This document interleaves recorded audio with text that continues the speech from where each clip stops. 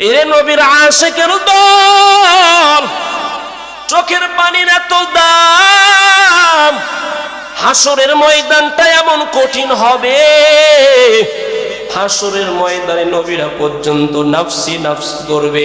আদম আলাইহিস সালাম নাফসি নাফসি করবে, ইব্রাহিম খলিলুল্লাহ নাফসি নাফসি করবে, মুসা আলাইহিস সালাম নাফসি নাফসি করবে, ঈসা আলাইহিস সালাম নাফসি নাফসি। আমার আপনার নবী মুহাম্মদুর রাসূলুল্লাহ সিজদায় পড়ে উম্মতের জন্য কান্না করবে রে বাবা। এদিকে জাহান্নাম আওয়াজ দেবে, ও দয়ার মালিক, গুনাহগার গুলোরে আমার মধ্যে নিক্ষেপ করো, ক্ষুধার যন্ত্রণা সহ্য হয় না।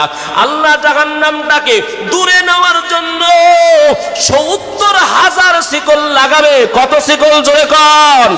এক একটা শিকলে ৭০,০০০ ফেরেশতা থাকবে। জোরে কর সুবহানাল্লাহ। এই ফেরেশতাদের মাধ্যমে জাহান্নামে শিকল লাগায়া জাহান্নামকে পিছনের দিকে টানা হবে, কিন্তু জাহান্নাম পিছনের দিকে যাবে না। আমার আল্লাহ কুদরতি এক চুল পানি ওই ফেরেশতাদের হাতের মধ্য দিয়া ডাক দিয়া কয়, ও ফেরেশতা, এই পানিটা জাহান্নামের গায়ে ছিটায় দাও। দেখো জাহান্নাম পিছনের দিকে হাঁটতে থাকবে। এর নবীর আশিকের দল ফেরেশতারা ডাক দিয়ে কয়, ও মালিক, ৭০,০০০ শিকল লাগায়া যেই জাহান্নামকে পিছনে নেওয়া যায় না, সামান্য একটু পানি দিয়া কেমনে জাহান্নাম পিছনে যাবে? এর নবীর আশিকের দল, ও গোলাম, ও যুবক, আল্লাহ বলবি রে ফেরেশতা, পানিটা ছিটায়া দাও। পানি ছিটায়া দেওয়ার সাথে সাথে জাহান্নাম পিছনের দিকে ছুটে যাবে। ফেরেশতারা ডাক দিয়া বলবে, ও দয়ার মালিক, এটা কি এমন পানি যার কারণে জাহান্নাম পিছনের দিকে চলে গেল? এইবার আল্লাহ ডাক দিয়া বলবে, ও ফেরেশতা, এটা এমন পানি, দুনিয়ার মধ্যে আমার যেই বান্দারা আমি রবের ভয়ে কান্না করেছে, দুনিয়ার মধ্যে কবরের বয়ান শুনে, জাহান্নামের বয়ান শুনে আমি রবের ভয়ে কান্না করে এক ফোঁটা চোখের পানি ঝরাইলো, আমি আল্লাহ তাদের কুদরতি চোখের পানিটা জড়ো করে রেখেছি। ওই বান্দার চোখের পানি দ্বারা আজকে জাহান্নামটা পিছনে চলে গেল। চোখের পানির দাম আছে না নাই জোরে বলেন? অথচ গুনাহ করতে করতে অন্তরটা আজকে এত পাথর, চোখ দিয়া পানি বের হয় না রে বাবা। কথা বলেন ঠিক কিনা? খলিফাতুল মুসলিমিন হযরতে আবু বকরের খেলাফতের সময় এমন একজন নাফরমান বান্দা ছিল, এমন একটা পাপী বান্দা ছিল, যেই পাপী বান্দাটা দুনিয়াতে শুধু গুনাহ আর গুনাহ, গুনাহ আর গুনাহ, এত অন্যায়, মানুষগুলো অতিষ্ঠ হয়ে গেল তার অতিষ্ঠ, তার অত্যাচারের নির্যাতনে অতিষ্ঠ হয়ে মানুষ এতটাই ক্ষিপ্ত হলো, সবাই যেন চায় দুনিয়া থেকে আপদটা কবে যেন বিদায় নেয়, বিদায় নিলেই আমরা শান্তি পাবো। হঠাৎ করে বেঈমানটা দুনিয়া থেকে বিদায় নিলেন। ওই সময় আবু বকর উপস্থিত ছিলেন।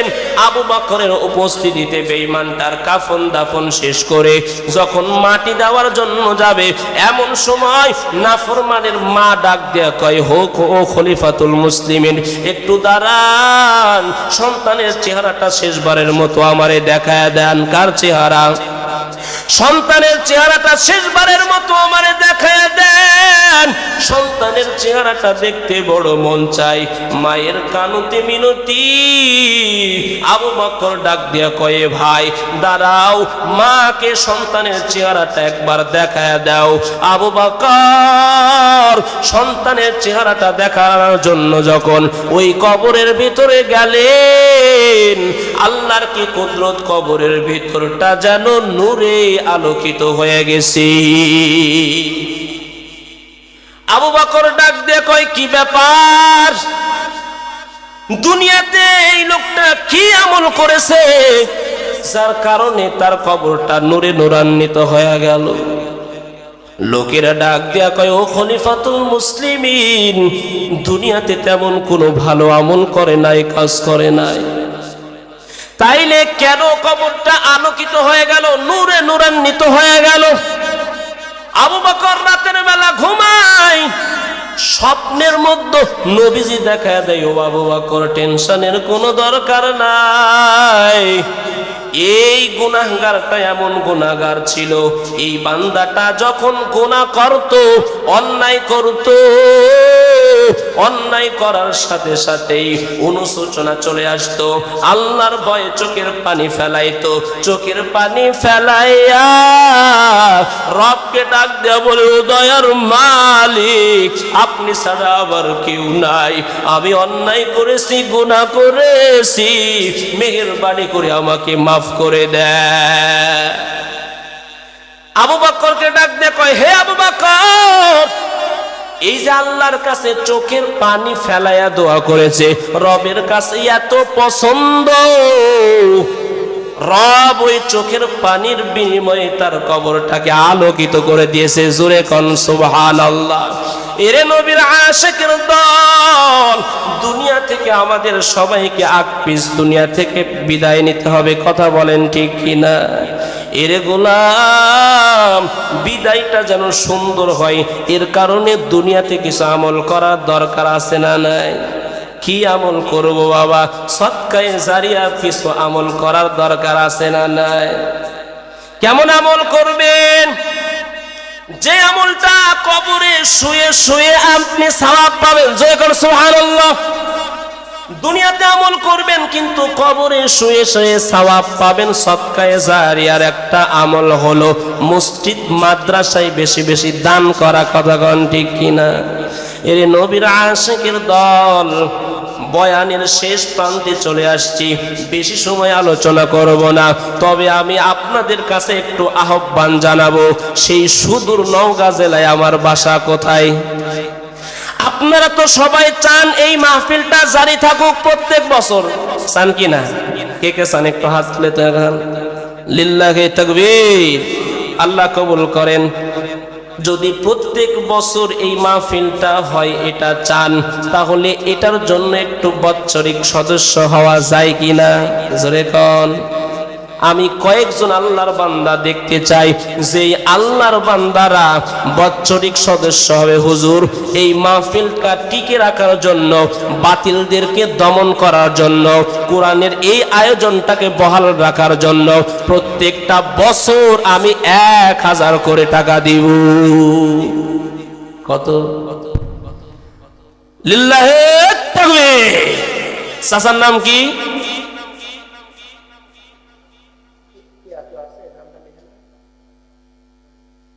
শমশের আলী চাচা। আল্লাহ আনহু যেই উসমানের ব্যাপারে নবী বলে উসমান ফিল জান্নাহ, উসমান হলো জান্নাতি। জোরে বলেন সুবহানাল্লাহ। এই নবীর আশিকের দল, ওই উসমান কবর দেখলে হাউমাউ হাউমাউ করে টুকরায়া কান্না করে। একজন ডাকতে কয়, হযরত আপনি জাহান্নামের বয়ান শুনলে এত কান্না করেন না, অথচ কবরের বয়ান শুনলে, কবর দেখলে কেন আপনি এত কান্না করেন? উসমান ডাকতে কয়, রে ভাই, মানুষের নিঃশ্বাসটা বন্ধ হওয়ার পরে সবচাইতে প্রথম ঘাটিটা হলো মানুষের কবর। কোন মানুষ যদি কবরে আটকিয়া যায়, ওই মানুষের আর পার হওয়ার কোনো উপায় নাই। আর মানুষটা যদি কবর থেকে মুক্তি পায়, তাহলে তার কোনো জায়গায় বাধা নাই, কথা বলেন ঠিক কিনা? উসমান যদি কবরের ভয়ে কান্না করে, বলো তোমার আমার কি পরিমাণ কান্না করার দরকার? এই নবীর আশিকের দল, আমার নবী বলে কান্নার এত দাম। কেউ যদি আল্লাহর ভয়ে একটা ফোঁটা চোখের পানি ফেলে, ওই বান্দার জন্য জাহান্নাম হারাম হয়ে যায়। জোরে বলেন সুবহানাল্লাহ। একটা কাফির দুধ দহন করার পর ওই দুধটা স্তনে ফিরে যাওয়া যেমন অসম্ভব, আল্লাহর ভয়ে চোখের পানি ফেলা মানুষটা জাহান্নামে যাওয়া অসম্ভব। এই জন্য বাবা, একটু চোখের পানি ফেলাইয়া দিনটা নরম করি বাবা। চোখের পানির এত দাম, এমন কোন নবী নাই যে নবী চোখের পানি ফেলাই নাই, এমন কোন সাহাবা নাই যে সাহাবা চোখের পানি ফেলাই নাই। প্রত্যেকটা সাহাবা চোখের পানি ফেলেছে। এমন কোন আউলিয়া কেরাম নাই সেই আউলিয়া কেরাম চোখের পানি ফেলাই নাই রে বাবা। চোখের পানির কত নাম, আমার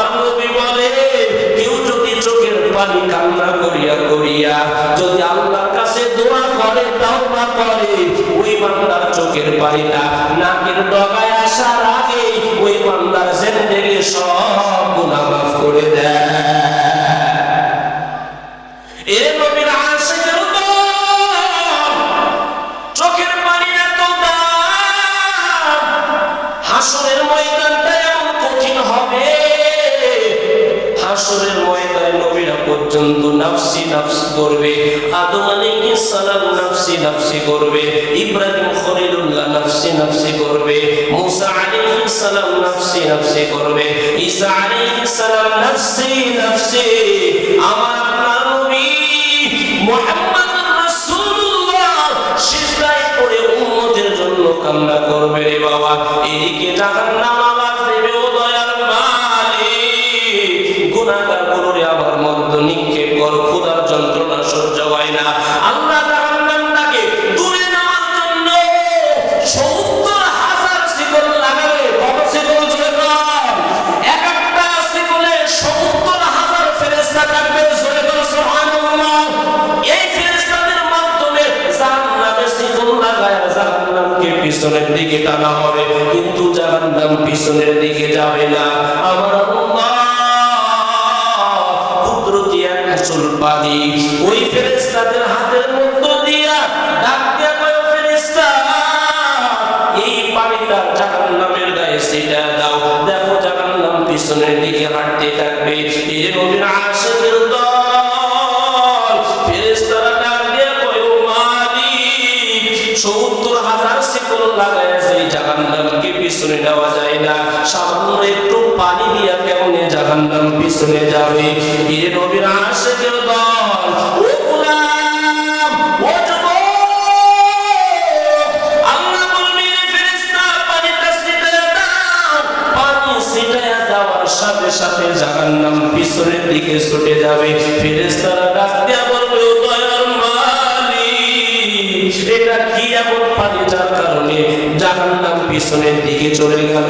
এইবার আল্লাহ ডাক দিয়া বলবে, ও ফেরেশতা, এটা এমন পানি দুনিয়ার মধ্যে আমার যেই বান্দারা আমি রবের ভয়ে কান্না করেছে, দুনিয়ার মধ্যে কবরের বয়ান শুনে, জাহান্নামের বয়ান শুনে আমি রবের ভয়ে কান্না করে এক ফোঁটা চোখের পানি ঝরাইল, আমি আল্লাহ তাদের কুদরতি চোখের পানিটা জড়ো করে রেখেছি। ওই বান্দার চোখের পানি দ্বারা আজকে জাহান্নামটা পিছনে চলে গেল। চোখের পানির দাম আছে না নাই জোরে বলেন? অথচ গুনাহ করতে করতে অন্তরটা আজকে এত পাথর, চোখ দিয়া পানি বের হয় না রে বাবা, কথা বলেন ঠিক কিনা? খলিফাতুল মুসলিমিন হযরতে আবু বকরের খেলাফতের সময় এমন একজন নাফরমান বান্দা ছিল, এমন একটা পাপী বান্দা ছিল, যেই পাপী বান্দাটা দুনিয়াতে শুধু গুনাহ আর গুনাহ, গুনাহ আর গুনাহ, এত অন্যায়, মানুষগুলো অতিষ্ঠ হয়ে গেল তার অতিষ্ঠতার অত্যাচারে, নির্যাতনে অতিষ্ঠ হয়ে মানুষ এতটাই ক্ষিপ্ত হলো, সবাই যেন চায় দুনিয়া থেকে আপদটা কবে যেন বিদায় নেয়, বিদায় নিলেই আমরা শান্তি পাবো। হঠাৎ করে বেঈমানটা দুনিয়া থেকে বিদায় নিলেন। ওই সময় আবু বকর উপস্থিত ছিলেন। আবু বকরের উপস্থিতিতে বেঈমানটার কাফন দাফন শেষ করে যখন মাটি দেওয়ার জন্য যাবে, এমন সময় নাফরমানের মা ডাক দেয়া কয়, হো খলিফাতুল মুসলিমিন, একটু দাঁড়ান, সন্তানের চেহারাটা শেষবারের মতো আমারে দেখায় দেন। কার চেহারা? সন্তানের চেহারাটা শেষবারের মতো আমারে দেখায় দেন। সন্তানের চেহারাটা দেখতে বড় মন চায়, মায়ের কানুতে মিনতি। আবু বকর ডাক দিয়ে কয়ে, ভাই দাঁড়াও, মাকে সন্তানের চেহারাটা একবার দেখায় দাও। আবু বকর সন্তানের চেহারাটা দেখার জন্য যখন ওই কবরের ভিতরে গেলে, আল্লাহর কি কুদরত, কবরের ভিতরটা যেন নূরে আলোকিত হয়ে গেছে। আবু বকর ডাক দিয়ে কয়, কি ব্যাপার? দুনিয়াতে এই লোকটা কি এমন করেছে যার কারণে তার কবরটা নূরে নূরান্বিত হয়ে গেল? লোকেরা ডাক দিয়া কয়, ও খলিফাতুল মুসলিমিন, দুনিয়াতে তেমন কোনো ভালো আমল করে নাই, কাজ করে নাই,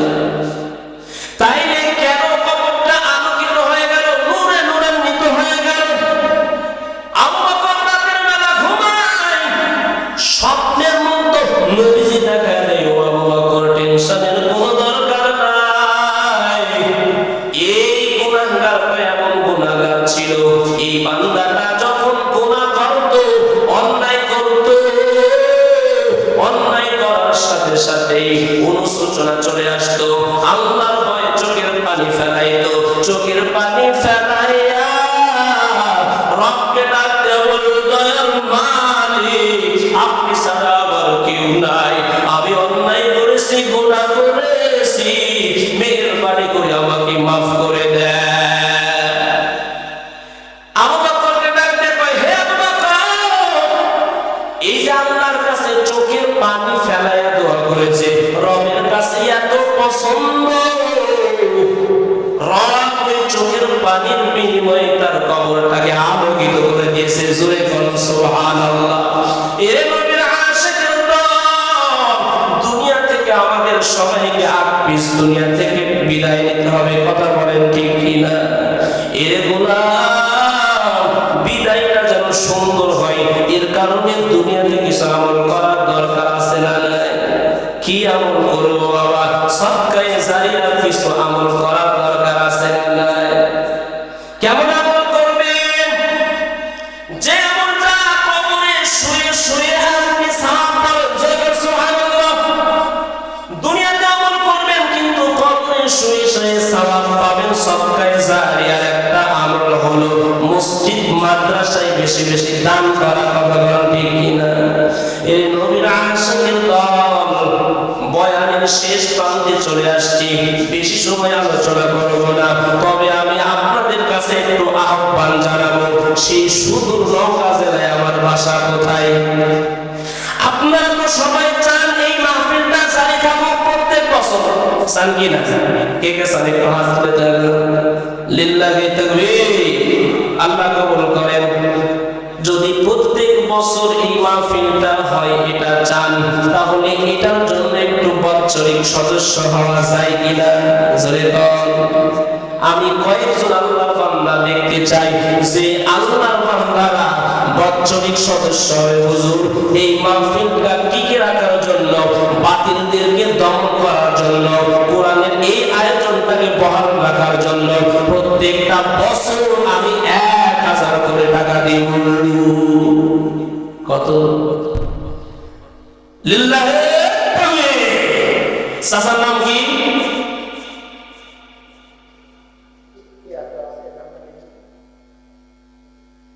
শমশের